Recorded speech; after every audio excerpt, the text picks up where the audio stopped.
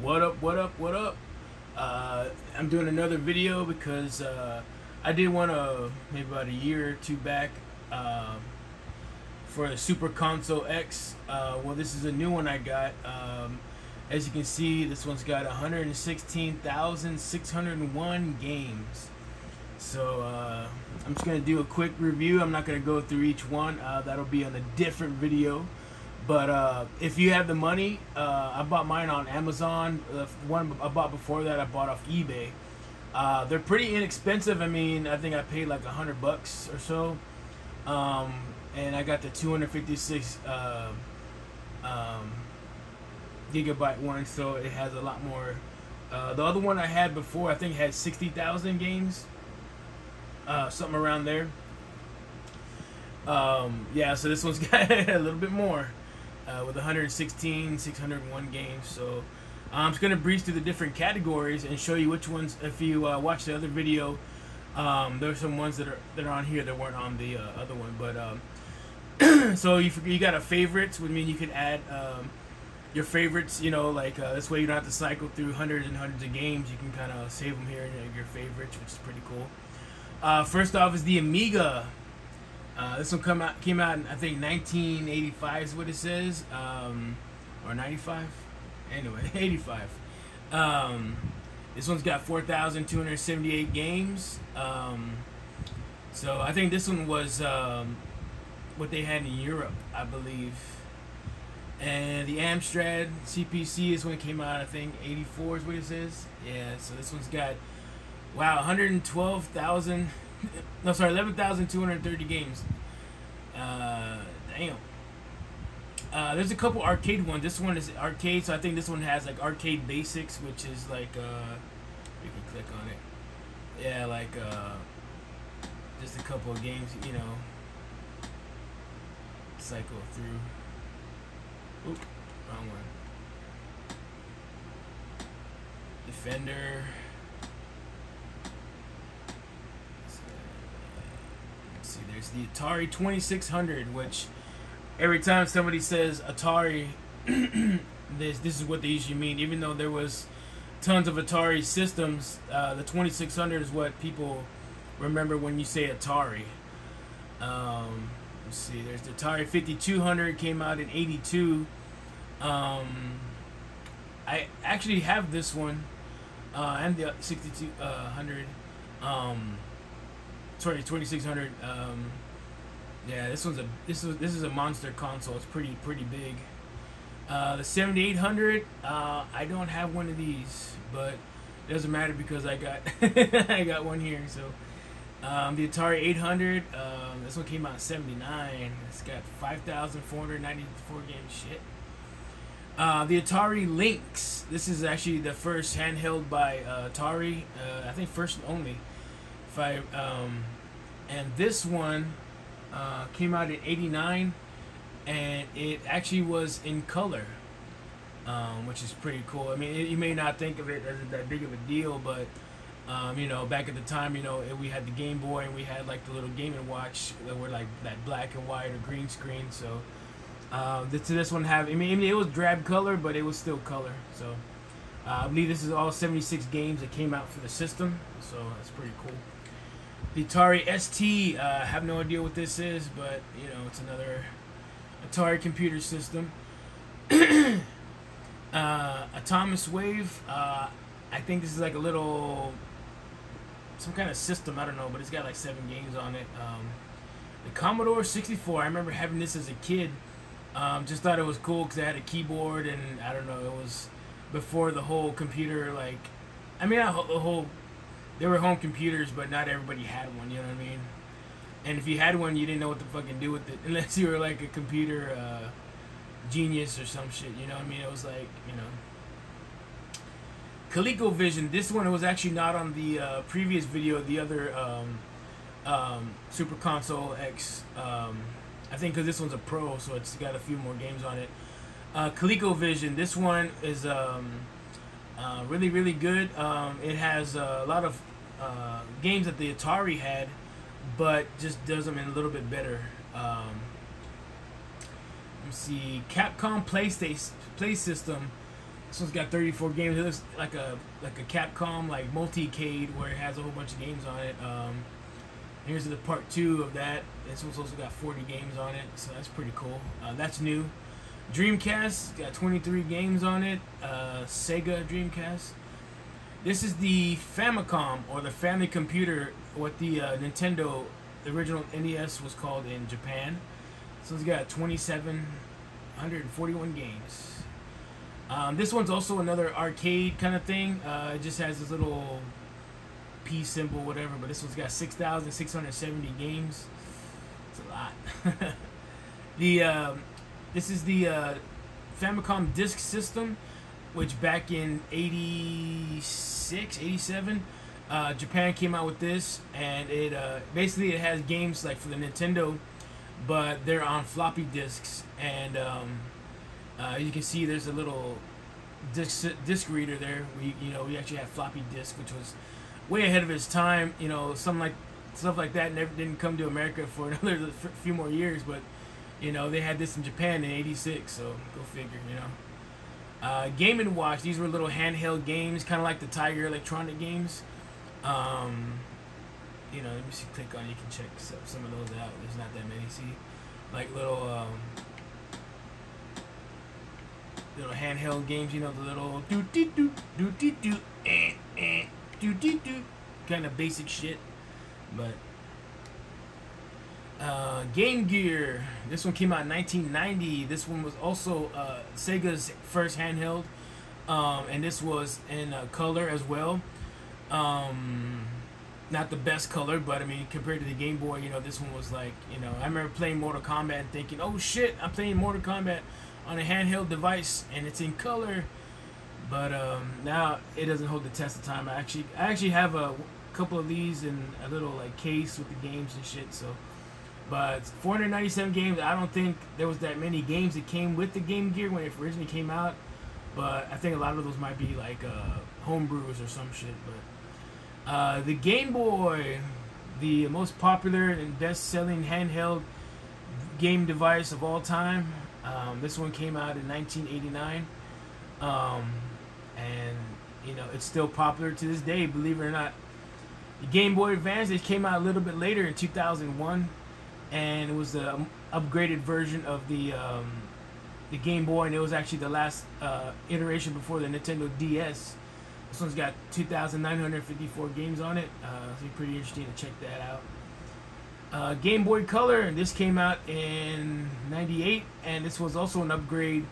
Not quite as good as the Game Boy Advance, but better than the regular Game Boy, because it had color. This was real popular with the Pokemon games at the time that came out, because you can just battle Pokemon, see the different colors, like the fire Pokemon, water Pokemon, stuff like that. So that was pretty cool. The Sega Genesis. This one's got 1,698 games. The Sega Genesis came out in 1989. Genesis Hacks. This is pretty cool. 71 games, and these are all like homebrews, and these are all like stuff that people like modified. Let's see if I can show a couple examples. So there's like Angry Birds, but I'm pretty sure it's modified for some in some way. All these are like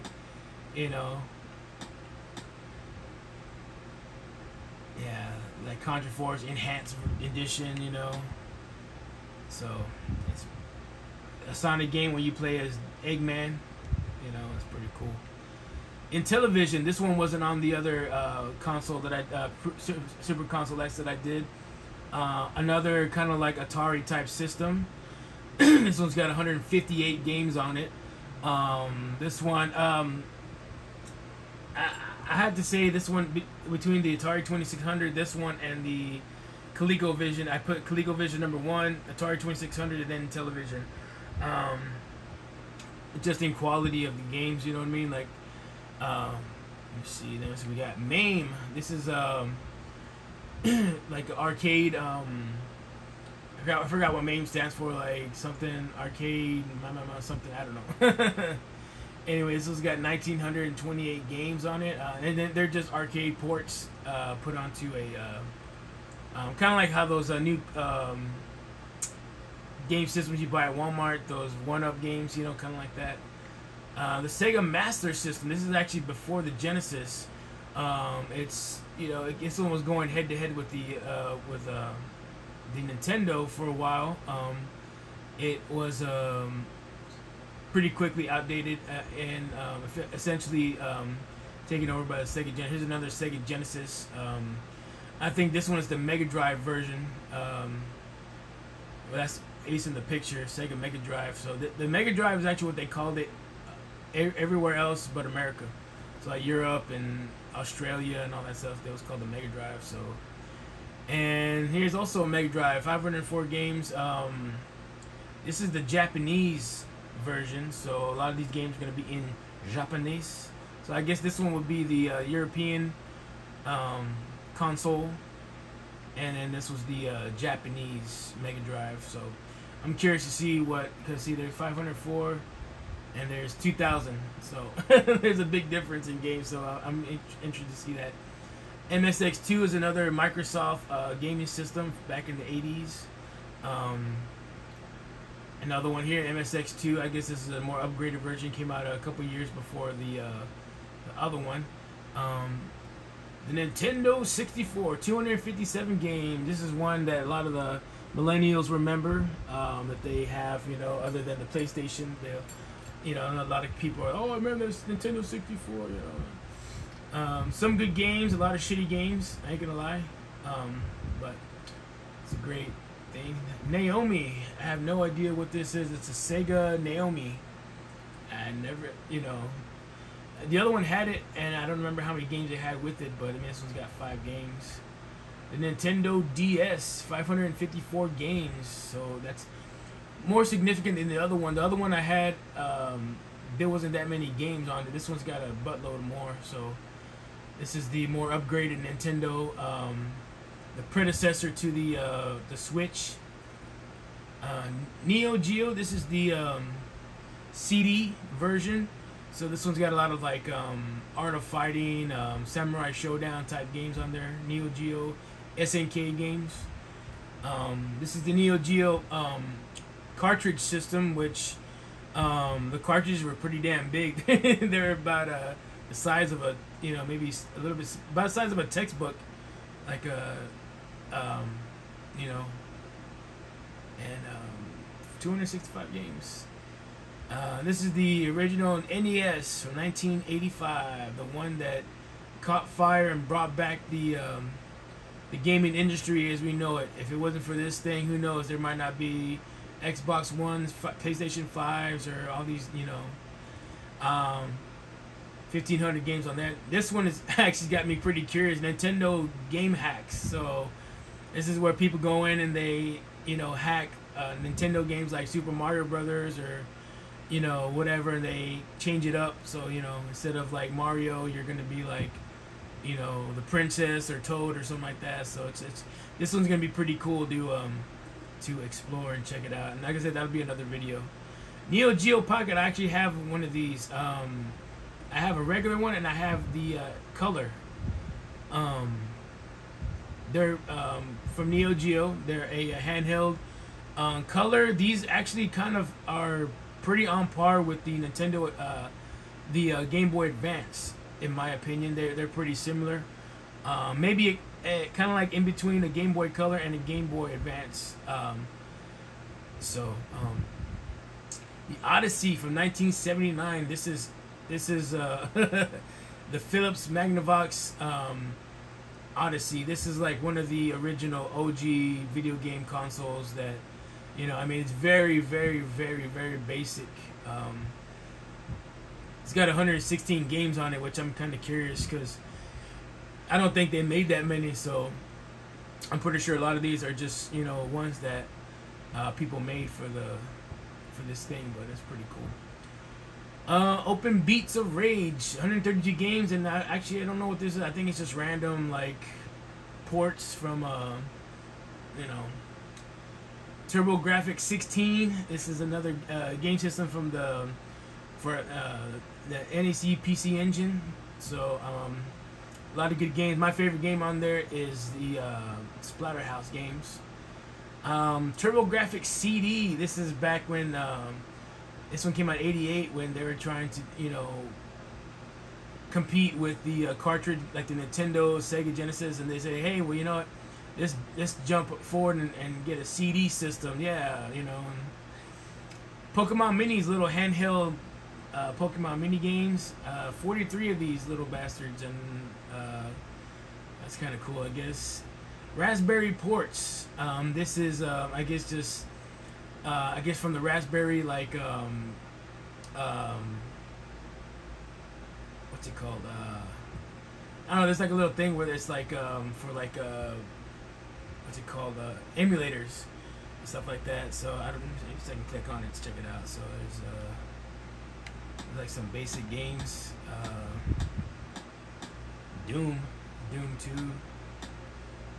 Flashback. I've heard of some of these. Pretty cool, I guess. PSP, PlayStation Portable. I believe this is the first portable. I mean, this didn't come out till what, 2004, 2003. But PlayStation, you know, after the PlayStation 2, and they came out with a portable. This one's got 25 games on it. Pretty cool. PSP Mini, I guess I never heard of this, but this one came. It says it came out in 2004, and it's got 113 games. The PS1, one of the most popular game systems, like with CDs. Sega 32X. I actually own a couple of these. They were an attempt to bring back the Sega because, you know, it was getting left behind in sales, and there was a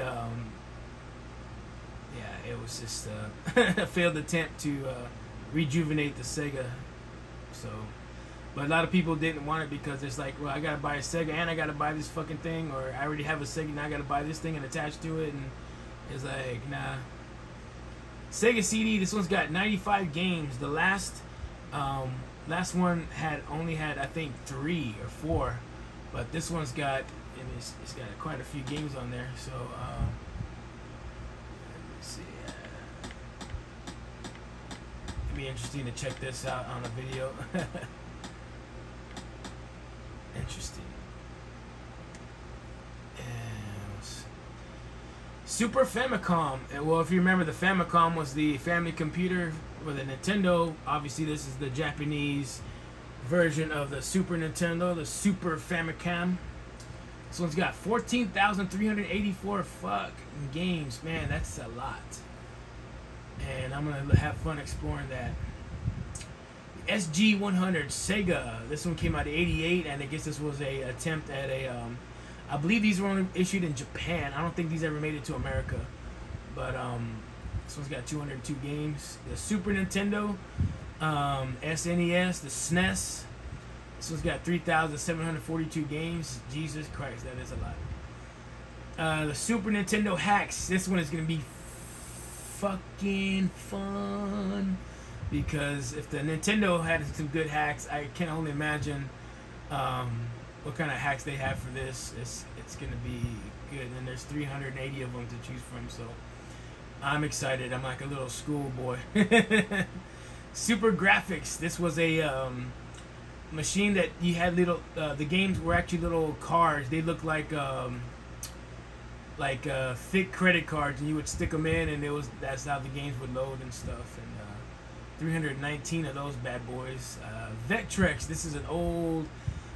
Using Vectrex technology to make a lot of. Here, I'll show you this. It's pretty interesting.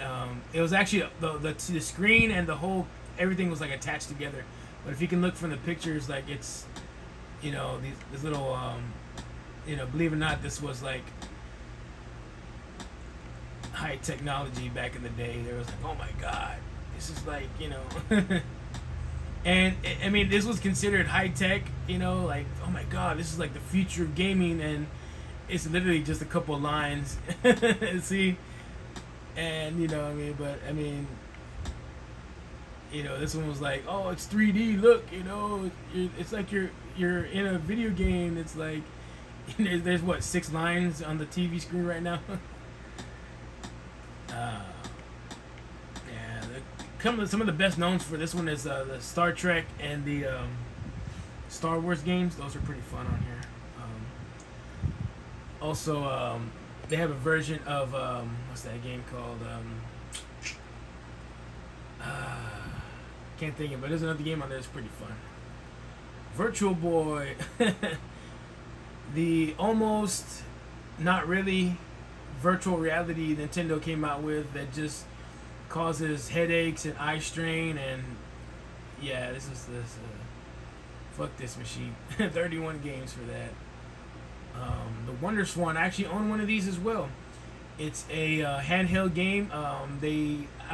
Bandai, the guys that made like the Power Rangers and stuff, they put out this whatever, and I think the one I have is a regular. I don't have the color version, but you know.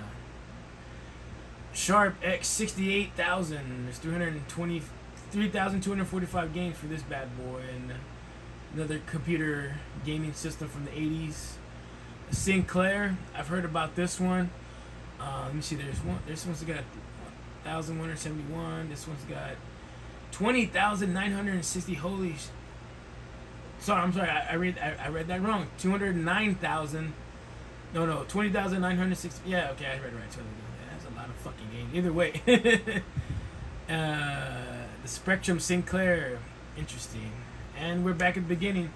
So yeah, Super Console X. It's a pretty cool. If you can invest the money in it, I would suggest it. It's you can pretty much plug in any controller with a USB. I mean, I use a PlayStation 4 remote, but I've also hooked up my Xbox remote. The only reason I did it now is because you can see it's hooked up to my system. I need to get another one because one of the joysticks is broken. So, but yeah, man, it's pretty nifty. It's pretty cool. I mean, when you have people coming over, and you know, I mean, like my parents, they're this, you know, they're, oh man, you remember this one game, you know, when I was in the '80s, and I'm like, I got that game. I've got several versions of that game. You know what I mean? And just me and myself, you know, growing up in the '80s, '90s, and stuff. Like, there's just it's a lot of games that you know, and it's a pretty cool collection. I mean, like I said, you know, some of them might have a little bit of lag, some of them might, you know, I mean, but they pretty much play pretty damn well, to be honest. You know, I mean, if you're like a professional gamer and you sit there and you're like, you want to nitpick, some of the games might run a little slower or a little bit, like I played Tekken on here for on the PlayStation and stuff, and you know, it might be a little clunky, you know, because it's an emulation of the actual game. But I mean, it's still fun, you know what I mean? Like, it still plays enough to where you can play with other people or by yourself or whatever. I mean, it's a great system. It's really cool. It's I highly recommend it. Like I said, it's, you know, I mean, if you're a professional gamer, you probably wouldn't give two shits about this, but the casual gamer like myself that just likes to play for fun and just likes to you know, check out. I mean, there's games on here that I never heard about, or that I've heard about, but I've always wanted to play. But you know, having to go online and find some of these machines and these consoles, you know, spending hundreds and hundreds of thousands of dollars, you know, and then some of the games, you know, I bought the console for, you know, $1,000, but some of the games are going for, you know, $800, $900, you know, dollars a piece, and it's like, well, fuck, never mind, you know, like I can't play some of these games because, you know, I can't just shell out, you know, thousands of dollars for a couple pieces of plastic or whatever and stuff. So, yeah, I mean, it's a pretty neat system. Like I said, I'm just doing a quick review of the systems on there and how much games are on this console. And I'll go individually and do videos of like the different consoles themselves and just kind of cycle through the games and maybe play a couple. I can't find my little stand for my camera, so that's why I'm holding it and trying to hold the camera with one hand and cycle through with the other hand. You know, it's kind of hard, but I just want to make this quick video and just show, like, you know, Super Console X. If you can get a hold of it, I'll probably put a picture of it in the thumbnail so you can see what it looks like of the box. I can't find the box. It's I'm in the process of moving, so you know, stuff's packed up, but yeah, man, I mean, check it out if you can invest, you know, the money into it, you know, and get it. I mean, I figured if you can spend, people can spend, thousands of dollars on a PS5 and, all this kind of shit. I mean, shelling out $100, maybe 120, depends where you buy it from. For 116,601 games, I mean, shit, you can't beat that. I mean, even if you do the math and break down the whole, that's like, fractions of a cent per game. So I mean, that's pretty fucking cool in my book. So yeah, Super Console X Pro. Like I said, I'll put a picture of it in the thumbnail, but yeah, check it out. And this is Johnny Death Star. Just and once again, I apologize for the crude recording. Once again, I said I'm moving to a new apartment, so I'm trying to. I still got a lot of stuff packed up, and I don't know where half my stuff is right now until I move and unpack. But yeah, Super Console X Pro. Check it out.